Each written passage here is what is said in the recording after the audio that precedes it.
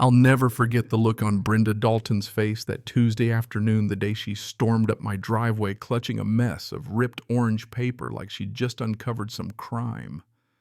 There was this righteous glow in her cheeks, this kind of smug, wild-eyed determination, waving those scraps at me, ranting about visual pollution and how she'd done the neighborhood a favor. It took everything in me not to laugh, because the minute I told her what she'd peeled off, all that color just drained out of her. Those weren't just some stickers or flyers. Nope. Those were official, court-ordered city postings, legal permits, every one of them. And that right there is how my little war with Brenda, president of the Maple Grove HOA, really began. See, 3 months before all this drama, I'd inherited my Uncle Jerry's old duplex on Maple Grove Drive. The place needed everything, pipes, wires, even the kitchen sink. So I jumped through all the city's hoops, pulled every permit they asked for, and most importantly, slapped those bright orange stickers on my front window, just like they told me to. In Pine Valley, that's not a suggestion, it's the law. Case numbers, signatures, even those shiny city seals. Brenda, being Brenda, took one look at those legal postings and decided they were an aesthetic emergency. For 6 years, she'd run the HOA like her own little fiefdom. Not because anyone liked her, mind you, but because nobody else wanted the headache. So the day after the stickers went up, I found this note tucked under my windshield, official HOA letterhead, but pure Brenda. Your recent window displays are creating an eyesore, diminishing property values. Remove immediately or face fines for curb appeal violations. I tried to keep it friendly when I ran into her at the mailbox, explaining these were city mandated, not my idea of decor. She just narrowed her eyes, tapped her foot, and said, "Real homeowners find a way to comply without turning their property into a billboard. Maybe keep them in your garage." You know what I mean? She just didn't get it. Posting them anywhere but the front window would actually break the law. That didn't matter to Brenda, though. She huffed off, probably thinking I'd cave. Instead, she doubled down. For 2 weeks straight, I got daily emails from her with subject lines like urgent aesthetic emergency or property value alert. She took pictures from every angle, circling my permit stickers in red marker, sliding the prints under my door like evidence. She even called a special HOA meeting about what she dubbed the sticker situation. Only 3 people showed up and 2 thought she was being ridiculous. But if Brenda is anything, she's persistent.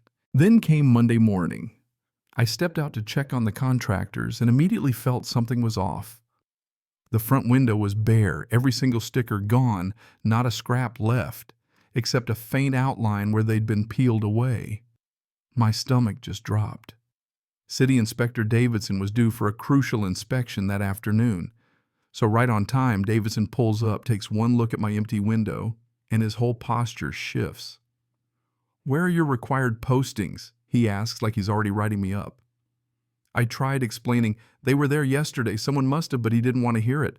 No permits, no inspection, stop work, order effective immediately. And just like that, the whole project screeched to a halt. Contractors packed up, and I stared at that red violation notice on my door, panic already bubbling up. But then I remembered my uncle's old security camera.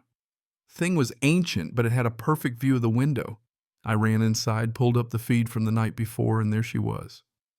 Brenda, in black yoga pants and a hoodie, creeping across my lawn at 11:43 p.m., scraping off each sticker like some kind of HOA ninja, stuffing them into her purse, even spritzing Windex and buffing out the residue. The camera got everything crystal clear. I made copies and shot the video straight to Inspector Davidson, then to my lawyer, Patricia Gwynn, who eats property law for breakfast. Patricia called me back practically giddy. "Do you know what you have here?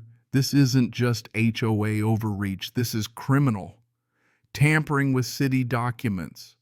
Class A misdemeanor, up to $5,000 in fines, maybe jail time." Yeah, that happened. Davidson saw the video and his jaw dropped. He yanked the stop work order, reissued all my permits, and let me know the city was launching a formal investigation into malicious interference with official proceedings. By sunrise, fresh, even bigger stickers were plastered on my window, but I added a little touch of my own, a laminated sign right beside them. Warning: these are legally required city postings. Tampering is a criminal offense. 24-hour surveillance. Smile. I mean, if you're going to wage war, might as well make it fun.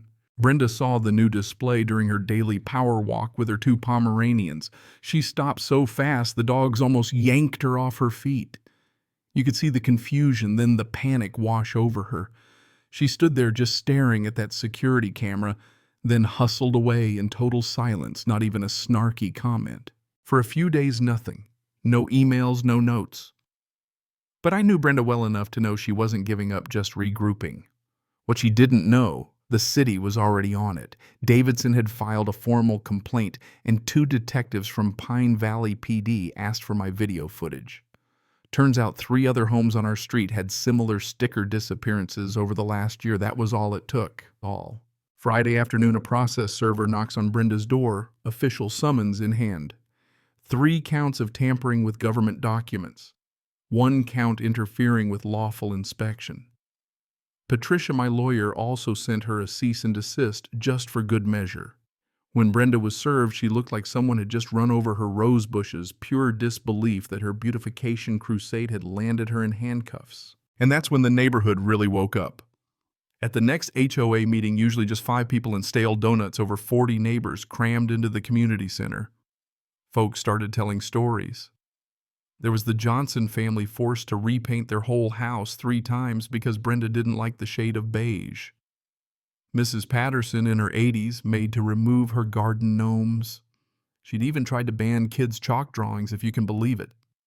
Suddenly, the board members who'd always been scared to say anything found their backbone. Ted Kowalski, who'd been silent for years, made a motion, vote of no confidence.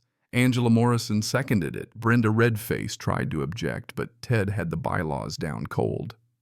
When it came time for the vote, the evidence was there: my security footage, the city's charges, and piles of complaints. Even the local paper picked it up. HOA president faces criminal charges for removing city permits. That night, the place was packed.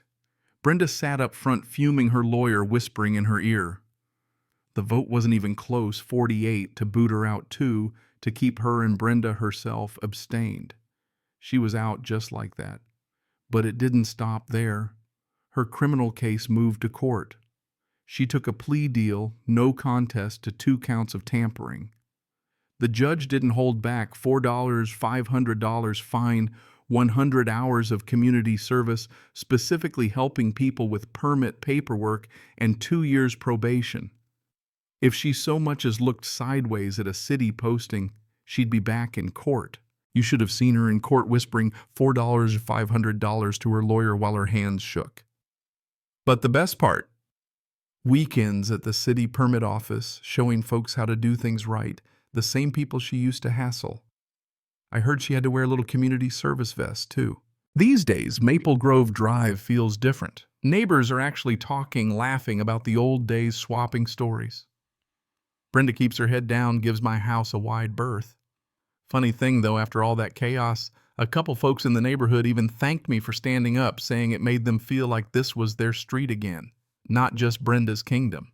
But every so often when I'm sitting on my porch with a coffee, I wonder, where's the line between keeping a community nice and turning it into a dictatorship? Did we go too far, or was it just about time someone pushed back? You tell me. If you've ever tangled with a power-tripping HOA or seen justice served in your neighborhood, drop your thoughts below. Was I right, or did we take it too far? Where's the real line between order and overreach in a community? Let's hear your stories, because trust me, this isn't the last time a Brenda will show up on someone's street.